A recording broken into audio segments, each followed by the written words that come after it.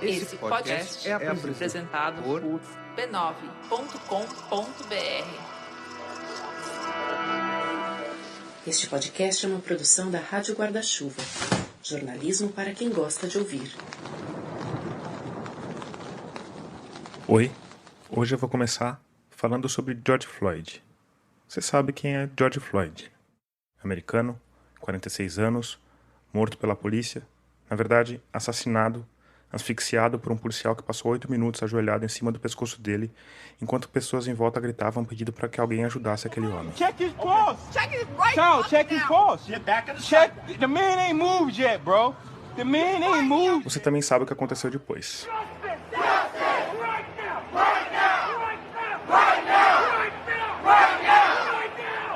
Protestos massivos nos Estados Unidos, com direito à delegacia incendiada, a Casa Branca com luzes apagadas e a presidente escondida num bunker subterrâneo.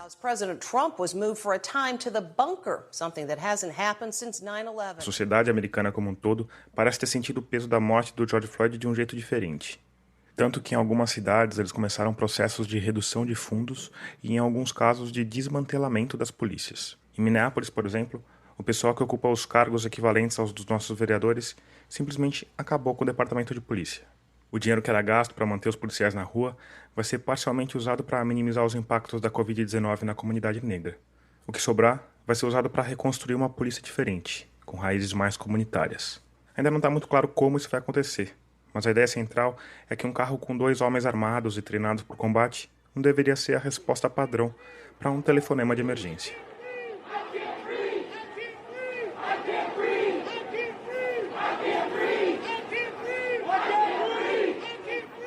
Agora,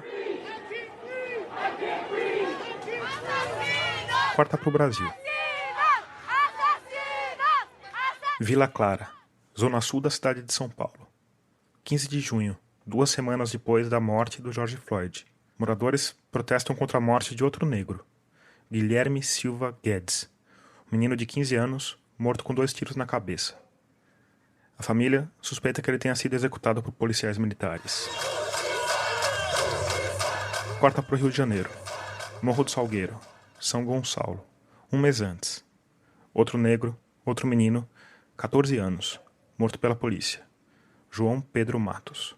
Um tiro de fuzil nas costas enquanto ele brincava dentro de casa.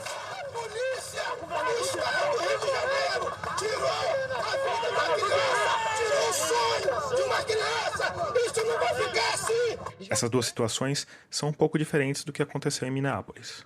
A imagem do George Floyd foi gravada à luz do dia, de perto. Por outro lado, se tem uma coisa que não faz falta no Brasil, é vídeo de policial executando gente desarmada, rendida ou correndo para se salvar. Isso se reflete nos números oficiais. Em 2019, as polícias militares brasileiras mataram 5.800 pessoas. 6 vezes mais do que as polícias americanas. Já quanto ao percentual de negros, o número aqui é 17% maior do que dos Estados Unidos. No Brasil, 75% das pessoas mortas por policiais em 2019 eram negras.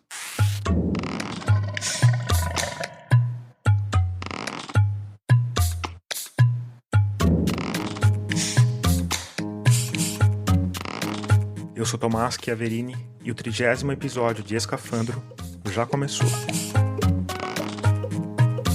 Nele, a gente vai falar sobre essa parcela de humanos que sempre que sai para trabalhar, sai para matar ou para morrer. A gente vai falar da polícia. Antes de continuar, como de costume, eu preciso te lembrar que a Rádio Escafandro é mantida exclusivamente pelos ouvintes. Humanos luminosos que colaboram mensalmente com o projeto numa campanha de financiamento coletivo. Aliás, se você é um deles, já fica aqui o meu muito obrigado. Se você não é, mas quer ser, o caminho é fácil.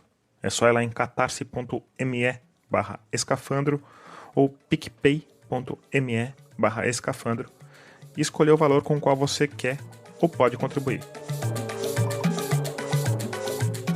Outro jeito de fazer a Rádio Escafandro crescer é curtindo e compartilhando os conteúdos do podcast nas redes sociais. Eu estou no Twitter, no Instagram e no Facebook como Rádio Escafandro ou como Tomás Chiaverini.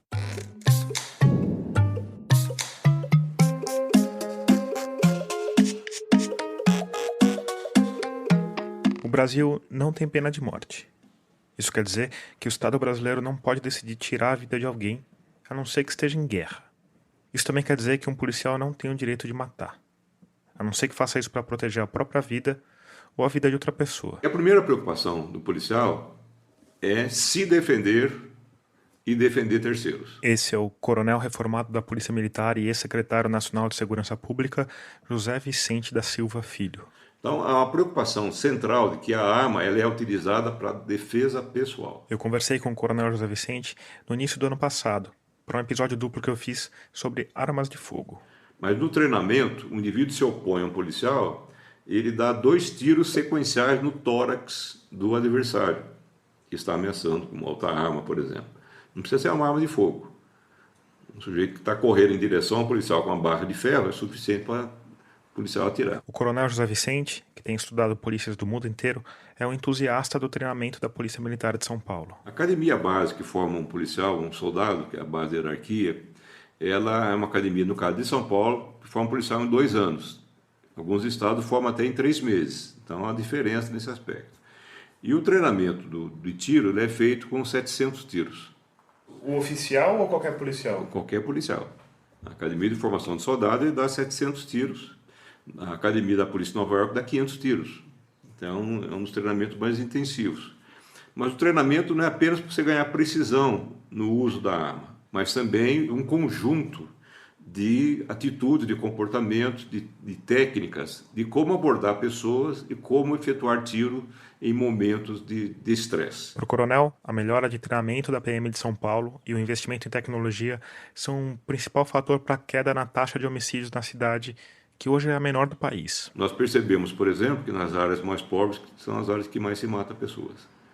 Mas nós percebemos também que quando a polícia se torna muito mais eficiente, ela vai ampliando essa eficiência na redução da violência e chegando até esses núcleos mais vulneráveis. Então, eu tenho um dado aqui de 1998, na região do Capão Redondo, nós tivemos 195 homicídios. E em 2017, caiu de 195 para 24. Então, houve uma queda da violência aqui na região da Consolação, região central da cidade, mas lá no Capão Redondo, lá no Jardim Anjo, cidade de Tiradentes, nós tivemos uma queda substancial também, principalmente pela ação da polícia. Então, não foi tanto uma redução da desigualdade. Agora, existe uma série de pessoas que afirmam que a presença do PCC em São Paulo, a presença de uma facção forte única, colaborou para essa queda de homicídios. Como é que o senhor vê essa afirmação? É uma afirmação ingênua e sem base em dados, né? Tanto nesses locais onde o PCC estaria se fazendo presente, como locais que não havia menor sinal do PCC, a queda do homicídio foi igualmente semelhante. Não há dados, não há lógica que sustente essa argumentação. O senhor acha que tem a ver com uma maior profissionalização da Polícia Militar? Sem dúvida nenhuma. Nos últimos 15 anos, você tem uma sucessão de elementos de evolução que não teve recaída, como acontece com a PM do Rio de Janeiro. Mas essa polícia mata muito. Segundo o levantamento feito pela Ponte Jornalismo, em abril desse ano, plena quarentena, a polícia comandada pelo governador João Dória matou uma pessoa a cada 6 horas. Foram 116 pessoas em um mês. E aqui vale dizer que a PM de São Paulo está longe de ser a mais mortífera. A PM do Rio de Janeiro, no mesmo mês de abril, matou 177 pessoas. De qualquer forma, de maneira geral, tem gente que vê a origem dessa mortalidade toda justamente no treinamento das polícias militares. E que gente? Ongueiros, comunistas, defensores de bandido? Me chamo Adilson Paes de Souza. Eu sou oficial da Polícia Militar do Estado de São Paulo. Estou aposentado desde janeiro de 2012. Aposentei como tenente-coronel da Polícia Militar. O coronel Adilson Paes de Souza também é mestre pela Faculdade de Direito da USP, com uma análise sobre o ensino de direitos humanos na Polícia Militar. Estudo que rendeu o livro O Guardião da Cidade. Quando a gente conversou, no fim de março, ele estava terminando um doutorado no Departamento de Psicologia da USP. Nessa tese, assim como na dissertação de mestrado, os estudos partiram de depoimentos de policiais militares. Quase a totalidade deles, dos sujeitos de pesquisa, são policiais militares assassinos. O senhor passou quanto tempo na ativa como policial? 30 anos. Eu me formei na Academia de Polícia Militar em 1984. Foram 3 anos do curso de formação de oficiais, todos realizados durante a ditadura brasileira. E como é que é ser policial no Brasil? Eu quero começar narrando a minha experiência a partir da academia. Perfeito. A escola de formação ela tem um ambiente totalmente apartado da realidade social. É como se nós vivêssemos numa bolha, onde temas importantes da realidade social não são discutidos. Os policiais que eu entrevistei, eles foram taxativos. Eles não estavam preparados para a realidade social com que iriam defrontar. Há um choque. Mas em que sentido? As mazelas sociais, preconceito, tortura, violência policial, corrupção policial, nada disso é falado. O que é falado é muito pouco, de uma forma muito superficial. Mas a maioria desses temas sequer é comentado. Direitos humanos é tratado de uma maneira superficial, formal, com professores despreparados. O ensino policial militar, ele não segue o estipulado pela Lei de Diretrizes de Base da Educação Nacional. Então, eles desenvolvem um ensino com regras próprias, tratadas de acordo com os interesses e com os desígnios da própria instituição, sem participação e qualquer controle da sociedade. Essa característica de se blindar e de se fechar em si mesmo permeia várias outras instâncias das polícias brasileiras. E para o coronel Adilson Paes de Souza, tem tudo a ver com a origem dessas polícias. O atual modelo das polícias militares foi estabelecido em 1969 no ápice da ditadura, através do Decreto-Lei 667 de 69. Eu cito esse decreto porque é vital. Para entender a importância desse decreto, a gente tem que prestar atenção na data em que ele foi assinado pelo então presidente Marechal Arthur da Costa e Silva. Em 68 nós tivemos a edição do AI-5, que dispensa comentários. Em 69 precisava ter uma polícia militarizada com o intuito de ter organizações voltadas à segurança pública treinadas para o combate ao inimigo do Estado. Nesse sentido, a militarização da polícia servia aos propósitos de uma nova ordem, se é que pode se chamar assim, um novo sistema de governo, melhor assim, estabelecido pelo AI-5, que é um sistema de exceção, onde literalmente escancarou-se e recrudesceu a violência contra os ditos inimigos da nação. A ditadura de 64 acabou, mas as polícias militares continuaram. Nós temos em 88, com a Constituição Cidadã, um decreto da ditadura, vigendo até hoje. Quais são os valores? Não é só uma questão de hierarquia semelhante ao do Exército Brasileiro, designação de postos hierárquicos, soldado, cabo, capitão, semelhante ao do Exército Brasileiro. É uma questão de valores, de ideias, de forma de ação. Os policiais são treinados como guerreiros, como combatentes para eliminar o inimigo da nação. É isso. Em cima disso, o ambiente é o mais restritivo e o mais endurecido possível. Porque, de acordo com os valores estabelecidos para o guerreiro, só os fortes, capazes de suportar toda a dor e toda a privação, estão aptos para serem considerados o bom guerreiro, o bom soldado, o soldado ideal para o combate. Diante disso, segundo o coronel Adilson, as escolas de formação são baseadas na virilidade, na truculência, na violência física e verbal, nos ritos de passagem, nas torturas físicas e verbais, para forjar o bom guerreiro. Existe um autor americano, Irving Goffman, foi um cientista social, antropólogo e sociólogo bem conhecido por uma obra chamada Manicômios, Prisões e Conventos, que define todo esse processo como o processo de mortificação do eu. O que significa? O indivíduo civil, adentra a escola de formação, o seu ego civil é morto para estabelecer um novo ego, um novo ser, o militar.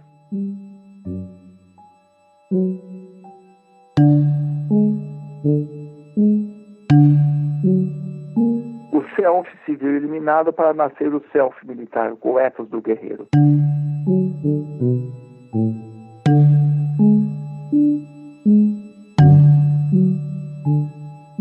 Para que esse guerreiro atinja toda a sua potência, é preciso romper ao máximo os vínculos com o civil que ficou para trás.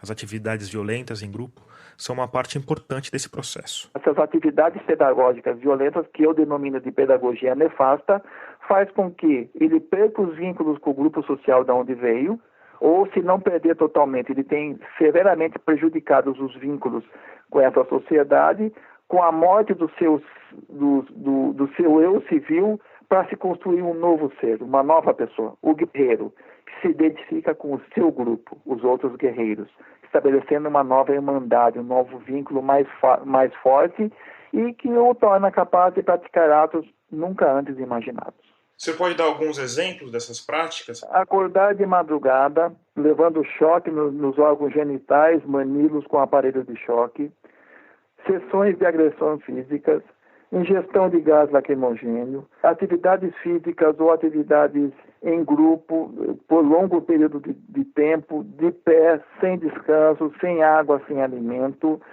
policiais que foram obrigados a ingerir vômito de outros policiais, espancamentos, humilhações.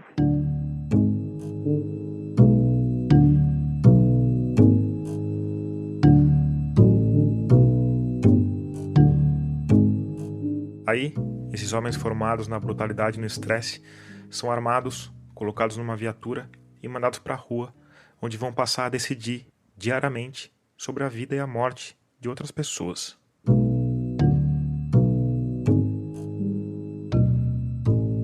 Eu perguntei especificamente sobre isso para o coronel Adilson, porque há algum tempo eu estava conversando com um policial que eu conhecia e ele me contou de uma regra que não está escrita em nenhum manual.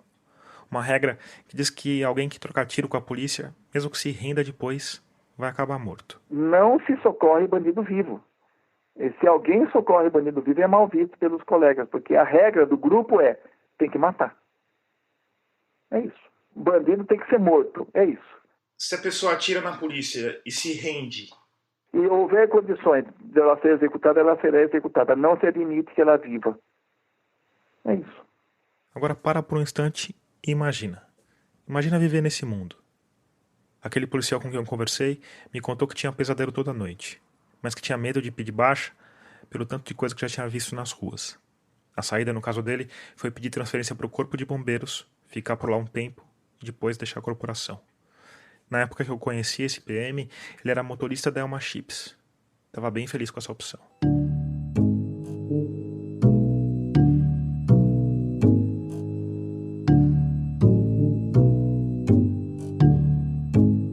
A atividade policial é uma atividade estressante por natureza.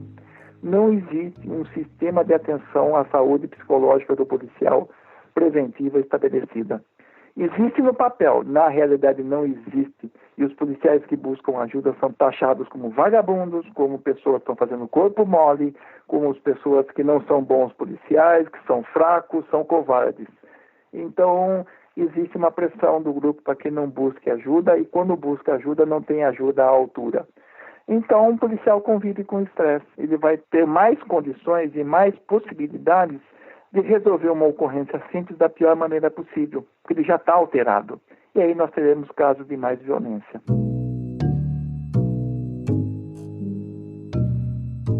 O senhor tem uma visão bastante humanista, bastante crítica à polícia. Como é que foi viver tanto tempo nessa corporação? O senhor já tinha essa visão foi mudando ao longo do tempo? A minha visão foi mudando ao longo do tempo. Eu, quando entrei na polícia, eu fui contaminada por essa ideologia do ethos do herói, do guerreiro. Mas com o passar dos anos ele foi percebendo que muita gente que era amigos meus na escola, conhecidos, eram presos pela prática de homicídio, de assassinato, de extermínio. E a instituição não fazia nada. Havia um discurso da eliminação, um discurso da guerra, um discurso de que só matando resolveria o problema da segurança, porque a polícia civil era corrupta e, por sua vez, a solução seria matar. E eu via que pessoas que caíam nesse discurso, eram presas, eram abandonadas pela instituição. Eu fui tendo decepções ao longo da minha carreira, mas, por sua vez, ao mesmo tempo, eu via que a atividade de polícia, ainda vejo, é essencial para a sociedade e tem como presta grandes serviços à sociedade. Não tem só policial assassino e violento na polícia, não. Então eu vivia numa dicotomia. Além de tudo isso, tem uma questão mais prática que às vezes a gente deixa de lado quando critica policiais. As contas no fim do mês. Eu estava empregado, eu recebia salário, eu conseguia ter uma vida modesta. Eu não era rico, mas era uma vida confortável, melhor do que boa parte da população brasileira. Ainda assim, com o tempo, eu fui desenvolvendo esse senso crítico, eu tive a oportunidade de trabalhar em lugares onde muitos comandantes permitiam que eu desenvolvesse minha atividade crítica, e eu passei a estudar o fenômeno policial. E isso trouxe uma contribuição à pesquisa da violência policial, que é um olhar de dentro, falando da violência. E eu estou até hoje seguindo esse caminho. Nesse período que o senhor falou que sofreu essa influência da instituição, eu imagino que deve ter toda uma questão de um senso chamado de aventura mesmo, de você sair armado na rua, né? Sim, é o ethos do guerreiro, o mito do super-herói. Como é que foi isso pro senhor? Me fala um pouquinho mais, assim, como é que é esse fascínio de... Existe uma pressão do grupo, né? O Freud, na Psicologia das Massas de Análise do Eu, explica muito bem isso aí, a questão da absorção do indivíduo pela massa. Essa questão do narcisismo, de você querer se sentir melhor do que você é, de você expressar uma imagem de virilidade, de supremacia. Isso contagia a pessoa, até mesmo que existe uma pressão do grupo. Existe um fenômeno denominado subcultura policial, que é pouco estudado no Brasil, que influencia sobremaneira na atividade das pessoas e na atitude que as pessoas possam adotar. Eu faço terapia até hoje. O senhor faz terapia até hoje? É uma coisa particular minha, mas eu vou abrir para você. Boa parte dela por causa dos efeitos que vivenciei na polícia. É o máximo que eu posso falar para você.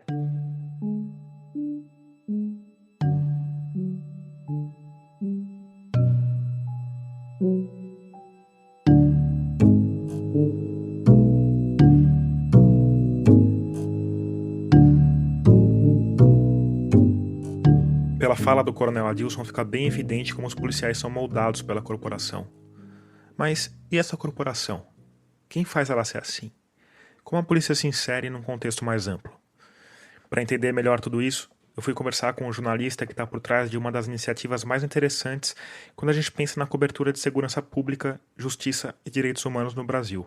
O Fausto Salvadori, da Ponte Jornalismo. Bom, meu nome é Fausto Salvadori, tenho 41 anos, sou jornalista. Trabalhei boa parte da minha carreira nos anos iniciais cobrindo o que se chamava de polícia. E chama de polícia porque se corria muito atrás da polícia naquela época. Então, era muita matéria sobre crime. Eu fui, durante 2 anos, repórter da madrugada, como se chamava no Agora São Paulo na época. Pisei muito sangue de chacina. Para mim, que sou um rapaz que veio do interior de São Paulo. São José do Rio Pardo, uma cidade de 50 mil habitantes. É algo que me revelou uma cidade que eu não conhecia. Me revelou uma relação das autoridades com a parte da cidade que era totalmente diferente da relação que eu conhecia. Me revelou uma brutalidade do Estado em relação às pessoas que moram nas periferias que eu também não conhecia. E cada vez mais foi mostrando para mim que existia todo um cotidiano de brutalidade da maneira com que o Estado trata as pessoas no dia a dia, por meio do seu aparato repressivo, especialmente das polícias, sobre o qual nos comentava. Durante vários anos, o Fausto remou nas editorias de polícia, tentando retratar essa realidade. Mas a relação das gerações dos veículos estabelecidos com a questão da violência das periferias é pautada pelo preconceito de classe, pelo racismo. Basicamente a ideia de que a vida nas periferias não vale tanto quanto a vida dos grandes centros. Imagina o que seria do Jornal Nacional se um menino de classe média alta fosse morto por um tiro de fuzil da polícia num apartamento luxuoso do Leblon, no Rio de Janeiro, ou do Pacaembu, em São Paulo. A gente cansou desse jornalismo que pauta a importância da pessoa pelo CEP que ela tem. E foi muito por causa disso que eu e um grupo de amigos, a gente criou a Ponte Jornalismo. Alguns que já estavam há muito tempo, já trabalhando na redação, alguns que estavam começando, mas geralmente pessoas que vieram da grande imprensa, digamos assim. E a gente tinha muito uma ânsia, uma vontade de querer falar sobre esses temas de uma maneira como a gente sentia que não conseguia falar nos veículos que a gente estava. Relatar essa, que para mim é a grande história do Brasil, que são os crimes cometidos pelo Estado, especialmente com a juventude negra e periférica. Quando começou a Ponte? A Ponte começou em 2014. E como costuma acontecer, começou do jeito que deu, trocando pneu e fazendo curva. A gente estreou a Ponte sem nem existir o site. Chegou um caso pra gente, um rapaz que tinha sido preso sem provas. Qual que era o crime? Era um roubo. Um roubo tinha acontecido numa região próxima. A polícia saiu procurando um rapaz negro que se enquadrasse na descrição e foi no prédio e entrou dentro da casa do rapaz. A família ingenuamente deixou a polícia entrar, a família ingenuamente aceitou ir até a delegacia à noite e quando veio o rapaz não saiu. Só que um vídeo do circuito interno do prédio onde o rapaz morava mostrava que na hora do crime ele estava dentro do elevador. Tem vários momentos, porque o rapaz fumava. E a mãe não gostava que ele fumasse em casa. Então tem vários momentos ele descendo e subindo, descendo e subindo. Putz, é tipo aquele indestrutível. Tem gente que fala que fumar faz mal, mas nesse caso ele fez bem, porque o álibi era muito claro. Apesar disso, O álibi foi ignorado pela Polícia Militar, foi ignorado pela Polícia Civil, foi ignorado pelo Ministério Público, foi ignorado pela Justiça. O rapaz foi condenado e estava na Fundação Casa respondendo como adolescente. a prova para ele ser preso foi a palavra de uma vítima do roubo que o identificou num primeiro reconhecimento. Depois ela chegou a voltar atrás, mas já era tarde. A gente tinha essa história e não tinha ponte ainda. A gente publicou no Estadão, matéria do Bruno Paes Manso, que tinha uma coluna do Estadão na época, e do André Caramante. Nessa época, o André Caramante e o Bruno Paes Manso eram dois dos melhores repórteres de polícia do Brasil. O Caramante trabalhava na Folha de São Paulo e o Bruno Paes Manso no Estadão. Na época surgiu até a conversa, pô, a gente vai publicar isso sem ter o site? Falou, pô, cada dia que a gente demora para publicar é um dia que esse rapaz fica preso mais tempo. Então eles resolveram publicar. E no fim, conseguiram algo bem raro. No dia que a matéria foi publicada, o rapaz foi solto. Depois os repórteres tiveram até uma conversa com o juiz, perguntando por que o juiz não considerou as provas do vídeo. O juiz disse que o vídeo não tem fé pública, ao contrário da palavra dos policiais. Diante dessa informação, é bom a gente gastar um tempinho para entender como as pessoas são presas no Brasil. Raramente a pessoa vai ser presa porque uma investigação chegou nessa pessoa. Então, basicamente, as pessoas são presas em flagrante. E o que quer dizer flagrante? Raramente quer dizer que a pessoa estava cometendo um crime na hora e a polícia viu a pessoa cometendo o crime. Quer dizer que a pessoa, em alguma circunstância, estava próxima ao crime. Então, se considera flagrante, por exemplo, se houve um roubo, a polícia, horas depois, achou uma pessoa parecida com o autor do roubo, a vítima identificou aquela pessoa e isso é considerado flagrante. Nesse bolo das prisões em flagrante, a gente tem o tráfico de drogas. É o motivo pelo qual de 30% a 40% das pessoas no Brasil estão presas. A grande maioria delas jovens e negros. Mais ou menos 70% das pessoas presas por tráfico de drogas foram presas com base unicamente no depoimento do policial. Não há testemunhas. Então, dá pra gente dizer, de maneira geral, que as pessoas são presas porque o policial achou que a pessoa tinha que ser presa. E uma prisão, principalmente para alguém que é negro, pobre e mora na periferia, é uma marca que se carrega para sempre. Muitas vezes eu estou na rua, eu sou abordado. Esse é o Gilson Alberto. Você tem que falar que você tem passagem. Ele é negro, tem 33 anos, mora em Sapopemba, na zona leste de São Paulo. Falando que você tem passagem. O que acontece? O que acontece? Você tem passagem, você já foi do sistema, entendeu? Mas a polícia, qual é a reação da polícia? Grite, bate, pede dinheiro. Da última vez levaram R$27 meu. 4 anos atrás, o Gilson foi acusado de tráfico de drogas e passou algum tempo preso até ser inocentado com a ajuda de uma ONG, o Centro de Direitos Humanos de Sapopemba, CDHS. Eles pegaram e não te falaram? Pegaram aqui e me mostrou. Isso aqui é seu. Quantos que tem aqui? Eu falei R$27. Aí eles fingiram que pôr no bolso de trás. Aí eu pensei que tava com meus R$27. Ele falou, você tá liberado. Aí eu saí, depois que eu fui pegar meus 27. Falei, R$27. Quantas vezes por mês ou por ano você é abordado pela polícia? Eu sou mais abordado mesmo, quando eu fico de férias. Porque eu fico aí na comunidade, entendeu? Se você fosse tentar contar, assim, desde que você foi solto, quantas vezes você foi abordado pela polícia? Umas 17 vezes. 17 vezes. É um número bem... Bem pouco. Pouco? Eu acho pouco. Eu nunca fui abordado pela polícia na rua. Você acha que é porque eu sou branco? Porque eu moro num bairro melhor? Dependendo, você mora num bairro melhor, num lugar... Porque o foco é a comunidade. Muitas vezes a coisa errada tá na rua de cima. Mas eles não vão na rua de cima. Eles vão na comunidade. E quem paga o mico é quem? É os moradores. 97% é trabalhador. Mas você acha, assim, essa questão da sua saúde mental? Eu entrevistei o Gilson 2 vezes. A primeira foi há 3 anos e ele tinha sido solto havia pouco tempo. A segunda foi em março desse ano. E nessa última, o Gilson me falou que estava tendo problemas psiquiátricos. Achava sempre que estava sendo perseguido e teve de ser internado por causa disso. Porque imagina, você foi parado 17 vezes pela polícia. E você, cada vez que você é parado, você tem o fantasma de acabar de novo no cadeão de Pinheiro, certo? Eu vou falar mais sobre essa parte da vida do Gilson, mas em outro episódio, um pouco mais pra frente, que vai ser voltado pro sistema prisional. Você acha que isso influenciou pra você ter essa questão de achar que estão perseguindo você? Eu já... A última vez também eu fui abordado aqui na praça aqui em cima. A policial veio, pegou uma caixinha preta assim, ó. Falou, isso aqui é seu. Você não foi preso em 83? E você já fica... Falou, não, se você quiser correr, você corre. Pode correr. Eu falei, não vou correr, eu tô tranquilo aqui. Você corresse que onde você? Aí eles já atiraram em mim. Que teve uma hora que ele falou, corre aí, tá, pode correr. Com a arma na mão? Tipo, tranquilo assim, ele falou, pode correr. Eu falei, não, tô numa abordagem. Termina sua abordagem aí. Aí ele me mostrou um quadrado com a fita preta. Falou, de quem que é isso aqui? Eu falei, meu não é. Eu falei, você achou no meu bolso? Ele, você faz o quê? Tá me ensinando a trabalhar e tal? Você tem passagem, se eu levar lá no delegado lá, você acha que o delegado vai acreditar em quem? Em você? Que já tem 33? Segunda vez já? Mas você acha que eles fazem isso com você, esse caso da caixa preta, você acha que eles fizeram isso com você por quê? Eles queriam dinheiro? Queriam te assustar? Queriam... Eles trabalham psicologicamente, eu acho que eles queriam ver mesmo se eu...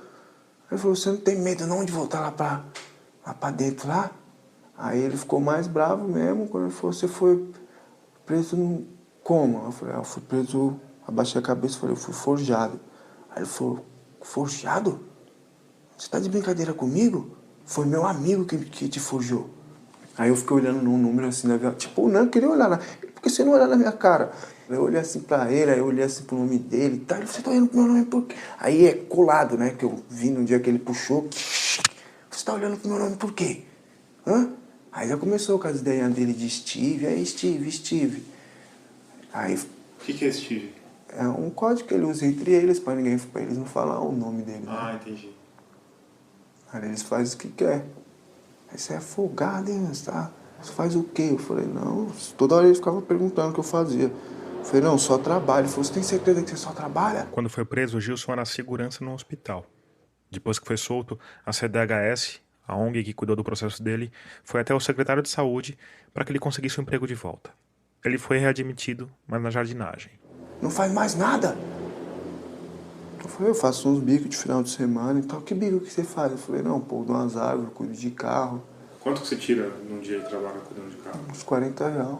Por dia? Mas eu já cheguei a tirar uns 80. Você pode falar quanto você ganha por mês, Gilson?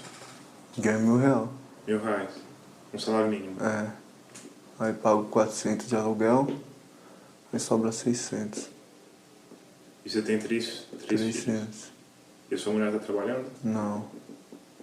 Quando eu fui conversar com ele, as meninas estavam felizes da vida porque ele tinha chegado com uma sacola cheia de sanduíches que seriam jogados fora pelo hospital. Mas você podia ter se dado mal de enfrentar, né? Porque podia complicar a sua situação, o fato de você não aceitar, não abaixar a cabeça, né? Podia. Como é que é isso pra você? É que nem eu falo, quem mora na comunidade corre risco, né? Tu corre risco, 24 horas. Pra você ver que eu vou trabalhar uniformizado e volto uniformizado. Agora é muito tarde, não dá pra você sorrir, ou porque vai congelar e vai pedir pra não morrer. No colo da sua mãe, a criança sendo levada, sem vagar na creche e essa... Além de trabalhar na jardinagem do hospital e de cuidar de carros, o Gilson Alberto tem um grupo de rap. Protesto Verbal, em parceria com o compositor Rony Vieira. Olha a abordagem policial, pelo passou batido, e o pobre preto sempre confundido como bandido. Eu pedi pra ele me mandar uma música pra incluir no episódio, e ele escolheu essa daqui. Chegou e esculachou, talvez se fosse outro louco, desnorteado, estourando seus tímpanos, deixando aos pedaços. A guerra continua, você não vive nela, trocando até a morte, mas não quer voltar pra cela. Não se entrega ao sistema, cansou de humilhação, não teve oportunidade, fez sangue jorrar no chão, até queria estar com sangue direito. E aí, ouvindo tudo isso, eu fico pensando no que motiva uma corporação a estimular seus homens a agirem dessa forma. Quem ganha com a humilhação de um cara que nem o Gilson? Como isso se encaixa naquela narrativa do coronel Adilson, do policial que se imagina como parte de uma casta de heróis? Para entender isso melhor, a gente tem que mergulhar mais fundo na essência da polícia.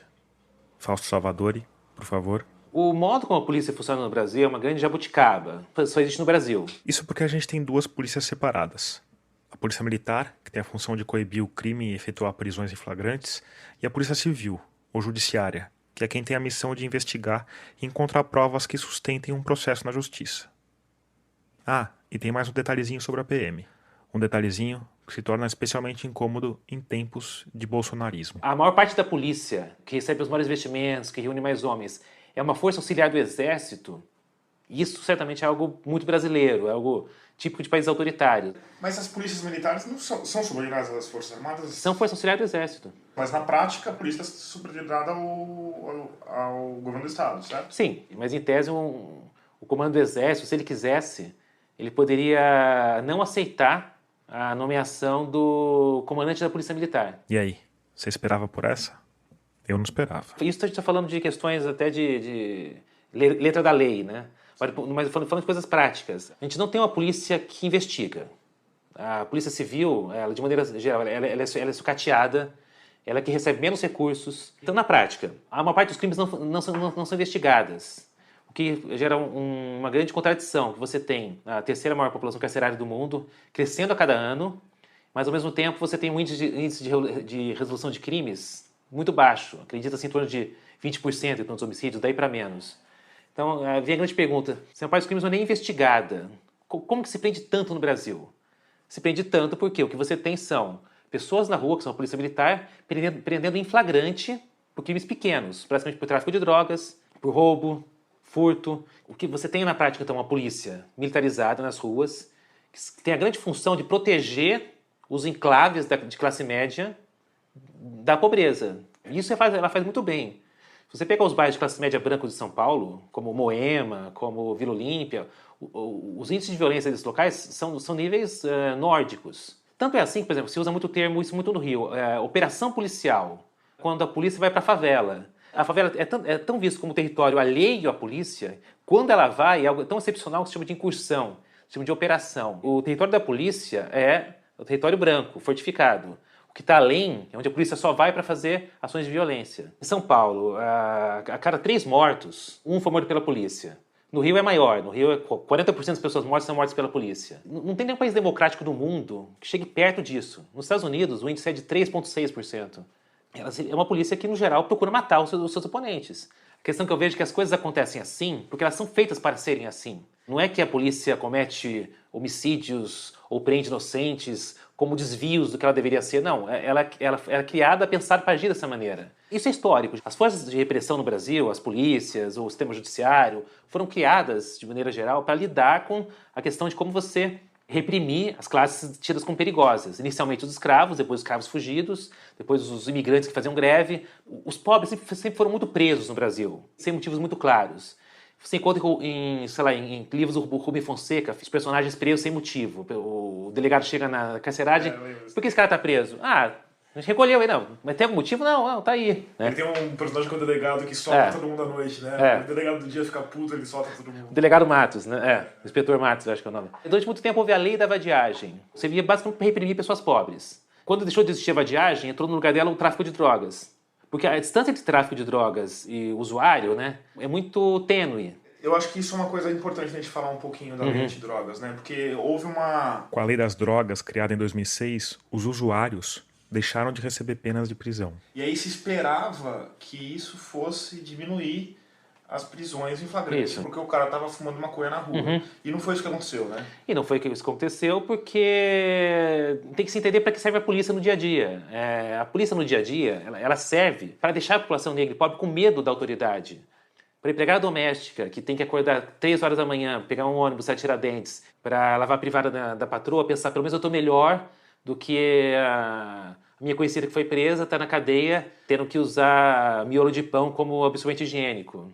A polícia tem muito essa questão de ser uma figura a ser temida e que ela vai reprimir a população, seja por qual motivo for.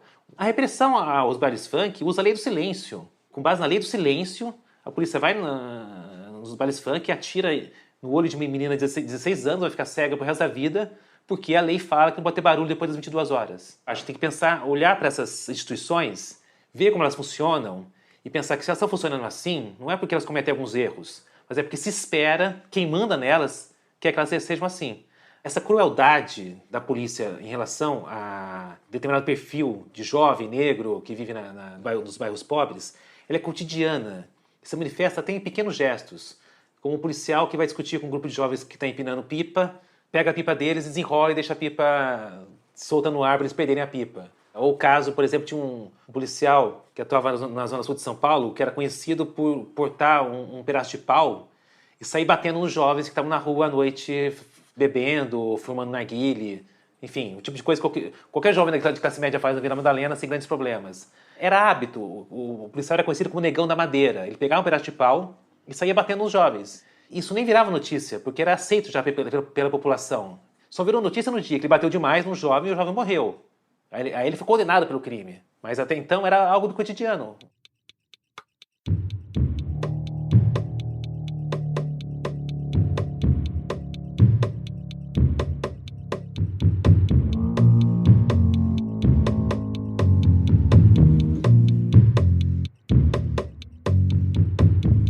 A violência e a brutalidade são as facetas mais assustadoras da polícia militar. Uma corporação em que um policial se sente à vontade para vestir uma máscara de coringa, colocar um machado na cabeça de um jovem rendido para tirar uma foto e enviar para grupos de WhatsApp.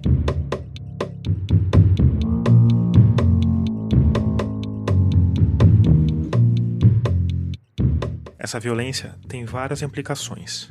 Uma delas é o aumento da corrupção.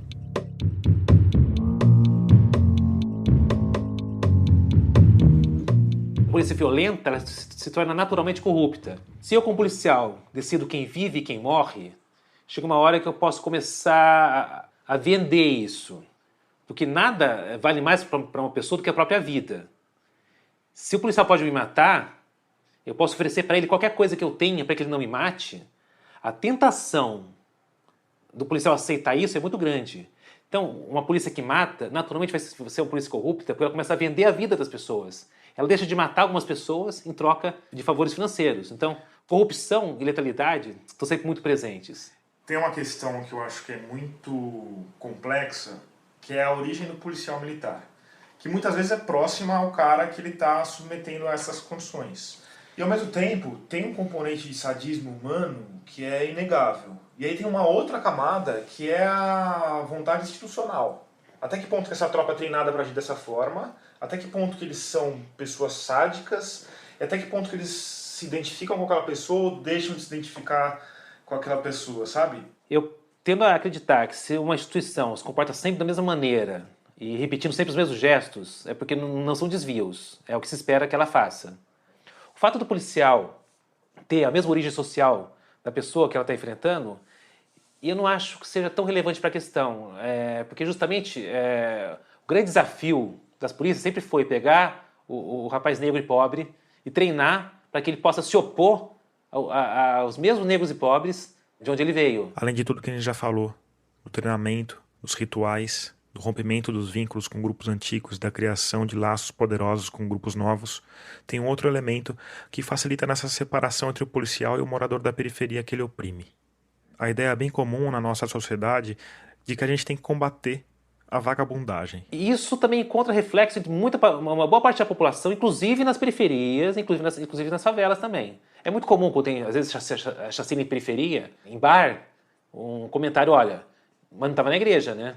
Essa pessoa tende a referendar a polícia que está combatendo aquele jovem que está se divertindo. Não tem que estar se divertindo, tem que estar trabalhando. Se você é pobre, você tem que ficar em casa dormindo ou no trabalho trabalhando. E assim a gente volta lá para o começo do nosso episódio. George Floyd, os Estados Unidos em chamas, o presidente ídolo dos supremacistas escondido no porão. Por que a gente não vê essa mesma revolta por aqui? Por que as pessoas não saem nas ruas queimando viaturas, gritando pelo fim da polícia? A gente tem esses protestos. O fato de algumas pessoas não verem não significa que não existe. Essa é a jornalista e editora contribuinte do site Intercept Brasil, Cecília Oliveira. Ela também desenhou a plataforma Fogo Cruzado, que mede a violência armada nas regiões metropolitanas no Rio de Janeiro e em Recife. Por fim, a Cecília acaba de estrear um podcast, O Nós da Imprensa. E tem também essa questão de como essas coisas são cobertas pela imprensa. Essa manifestação que aconteceu ontem em São Paulo, saiu uma matéria no portal G1, da Globo. A manchete era exatamente: ônibus são incendiados durante protesto contra a morte de adolescente na zona sul de São Paulo. A primeira palavra dessa manchete é ônibus. Qual o sentido disso? É assim que você constrói o imaginário das pessoas para que essas mortes se tornem cotidianas. Você não sabe quem era, só mais um, não tem nem nome. Pode ser, entre aspas, um vagabundo qualquer que merecia morrer. Quem é essa pessoa? A gente precisa saber que o nome dele era Guilherme da Silva. A gente viu aí uma discussão muito grande sobre representatividade, mas não adianta você ter a representatividade nesses veículos e dar esse tipo de notícia. Não faz sentido. Por outro lado, também não faz sentido apontar só para a imprensa. Mesmo porque, nos Estados Unidos, a imprensa não é exatamente entusiasta de manifestações de rua contra a polícia. A nossa sociedade é muito militarizada, é muito militaresca. A gente tem também a questão de que são tantos casos, que é isso. Ontem foi o Guilherme, anteontem foi João Pedro, na semana passada foi outra pessoa. Então, assim, o impacto que uma morte tem lá é muito diferente do que o impacto que uma morte tem aqui, porque a gente tem isso diariamente. Então, assim, você não tem nem tempo de processar. Enquanto uma pessoa tá protestando aqui, amanhã é outro, já mudou. Então, assim, eu fiz essa crítica em relação à imprensa porque é uma tecla que eu tenho batido sempre e que passa batida, porque aí a gente vai buscar os números da letalidade, a gente vai buscar a falta de acesso à educação. Essa engrenagem, ela não é solitária, não é só a polícia. Essa história, dessa forma, ela não se constrói com um ator único, com um culpado único.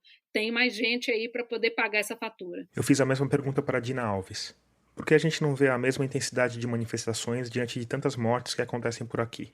Mas antes da resposta, Dina Alves, se apresente, por favor. Sou Dina Alves, advogada, coordenadora do Departamento de Justiça e Segurança Pública, sou feminista negra abolicionista e sou cofundadora do coletivo autônomo de mulheres pretas de São Paulo, chamado Adelinas. Obrigado. E quanto às manifestações? São formas de lutas diferentes, né? O movimento negro ele não pode ser comparado ao movimento negro dos Estados Unidos. Aqui no Brasil nós temos uma elite escravocrata especialmente perversa, né? Nós temos aí o mito da democracia racial, que é um instrumento importante de desarticulação de um grupo social. Isso faz com que também o movimento seja um movimento solitário, né? Porque nós fazemos parte de uma esquerda, mas nem toda a esquerda luta contra a brutalidade policial. Assistimos cena simbólica, por exemplo, agora, de brancos fazendo cordões de proteção humana para proteger os negros nos protestos. Isso é impensável aqui no Brasil. Nesse sentido que o movimento negro sofre a solidão de lutar só, nem todas as frentes de luta em defesa dos direitos humanos têm a mesma pauta, falam a mesma língua. E tem também a sociedade em geral, né, que é uma sociedade que apoia a polícia. Por exemplo, tem uma pesquisa muito interessante chamada Percepção Popular sobre a Violência, que entrevistou 3.625 pessoas em 217 cidades do Brasil e revelou que de 6 em cada 10 brasileiros concordam com o teor da frase que é bandido bom e bandido morto. A violência, né, ela deve ser compreendida como uma violência sistêmica e compreender a comunidade polícia, né, para além da sua corporação, como uma tecnologia de governo. Não vai ser só alterando a estrutura da polícia militar que vão se resolver os nossos problemas, que são muito, muito enraizados e estruturais. Cecília Oliveira de volta. Vou dar um exemplo aqui muito, muito básico, que é a questão, por exemplo, do jornalismo policial. Esses programas policialescos que passam no fim de tarde ou na hora do almoço, o jornalista e a polícia têm, inclusive, o mesmo linguajar. É a mesma linguagem, a mesma abordagem, é uma torcida. Então, você vê aquilo ali alimentando um ciclo, né? Então, não é uma coisinha muito fácil de se quebrar. Então, eu acredito que essa discussão ela precisa ser feita e precisa ser feita de forma mais ampla, inclusive. Não abordando só a polícia, mas a gente precisa abordar, inclusive, nossa formação, nossa educação, os meios de comunicação. A comunidade polícia é muito mais que homens fardados nas ruas, né? Tanto os policiais do Rio de Janeiro, que mataram os 2 adolescentes, quanto os policiais que mataram o adolescente aqui em São Paulo, quanto os policiais que mataram o George Floyd nos Estados Unidos, eles são apenas exemplo do signo da nação, porque eles performatizam um tipo de trabalho que é importante ao projeto de nação da diáspora negra. São nações, né, simbolicamente representadas por homens brancos, cristãos, heteronormativos.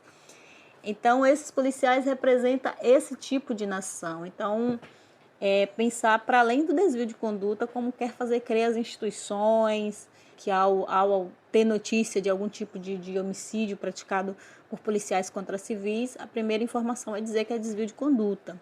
Não, é a nação. É importante perceber, quando a gente fala de violência policial, e que acho que ajuda a entender como a gente chegou no fenômeno Bolsonaro. Fausto Salvadori. É que essa questão foi aceita por toda a sociedade. E que nem a esquerda, pensando a esquerda como esquerda hegemônica, o PT, queria lidar com essa questão. Porque, no fundo, é uma bandeira impopular, certo? Você falar que você vai restringir os poderes da polícia. Isso é impopular. Sim. Tão impopular é que o Bolsonaro foi bem votado. O Witzel foi muito bem votado em algumas favelas, né? As pessoas não vislumbram outra maneira de lidar com a violência que não seja através de mais violência policial. Um conceito que eu acho que define muito é do Achilles Mbembe, né? Que é um pensador camaronês, e ele criou o conceito do necropolítica. Você usa a morte como ferramenta de controle das populações. E tem várias maneiras de matar e morrer. A pessoa pode ser morta pela polícia na rua, ou pode ser morta dentro dos presídios pelas péssimas condições de higiene que existem lá. Ou esquecida lá. Ou esquecida, lá, 40%. Ou morta socialmente, né? Também, porque a prisão não deixa de ser morte social, né?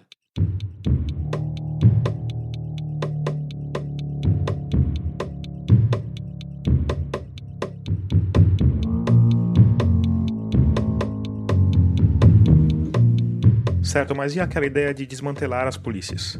Ou, no caso do Brasil, pelo menos tirar o caráter claramente militar?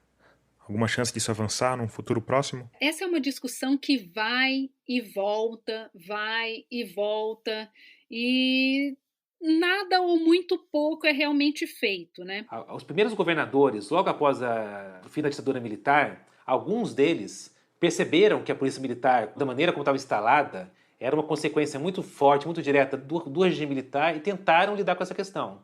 E todas as políticas que eles criaram foram extremamente rejeitadas, especialmente por uma parte da opinião pública que achava um absurdo, por exemplo, fazer o que o Covas fazia aqui, que era tirar da rua qualquer policial que cometesse crime de morte. Isso gerava críticas imensas da imprensa na época. Todos esses projetos que existiam por parte de ex-exilados políticos ou de políticos que haviam sofrido com a ditadura e que, ao assumir o poder, resolveram tentar combater a violência policial, foram esquecidos, deixados de lado. Nunca mais se falou nisso. Nunca mais nenhum governador falou nisso. O caso de São Paulo é mais emblemático ainda. Covas chegou a propor uma emenda que acabava com a polícia militar. Criou uma comissão de controle da letalidade policial. O Covas criou a ouvidoria da polícia. Depois que ele morreu, o Alckmin eliminou todas essas medidas, menos a ouvidoria, que continua existindo, mas também porque ela não é muito efetiva também. Menos de um ano depois da morte do Covas, eles praticaram uma chacina, foi a chacina da Castelinho, perto de Sorocaba, que deixou muito claro, olha, a gente não está mais seguindo agora os rumos do Covas, agora a gente vai começar a voltar a matar os criminosos como já deveria estar se fazendo há muito tempo. E nunca mais tocou no assunto. Então tudo isso dificulta, né, a gente pensar uma sociedade sem polícia, sem prisões. Eu acho que especialmente agora a gente vai andar sim, mas para trás. Né? Que a gente vê assim que desde o início as propostas eram muito claras nesse sentido de excludente de ilicitude, que estava ali no pacote anticrime, o aumento do acesso a armas, a munições.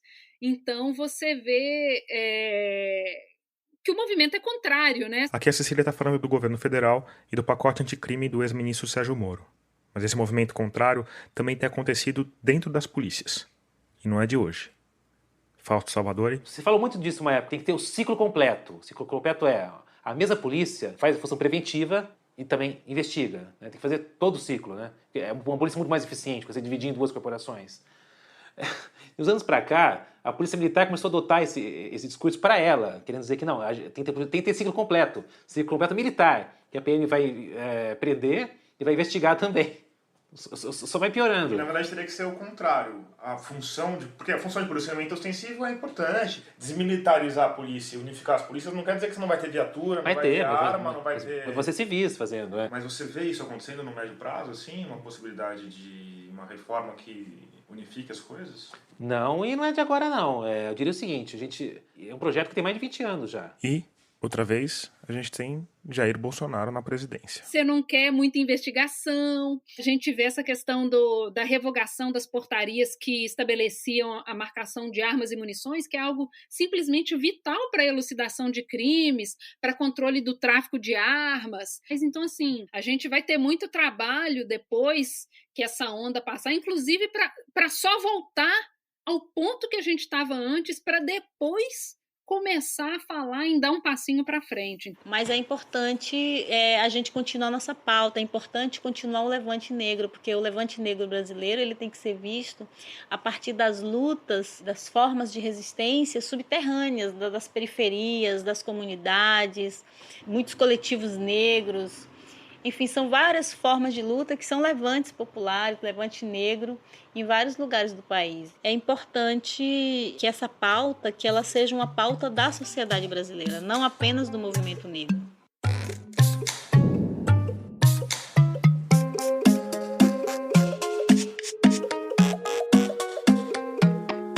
Antes de terminar, eu quero te fazer uma indicação e te dar um recado.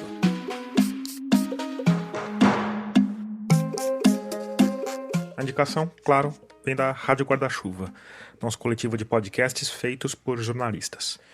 Hoje eu vou voltar a indicar o Finitude, que, como você sabe, é apresentado pela Juliana Dantas e fala sobre morte, luto, cuidados paliativos.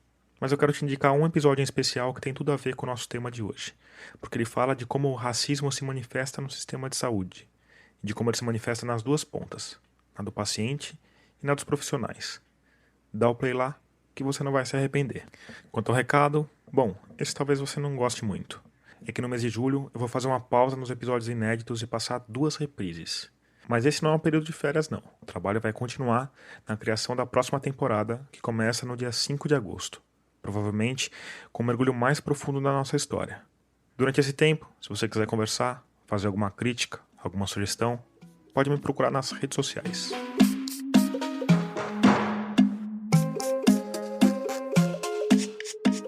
Agora sim, termina aqui o 30º episódio de Escafandro.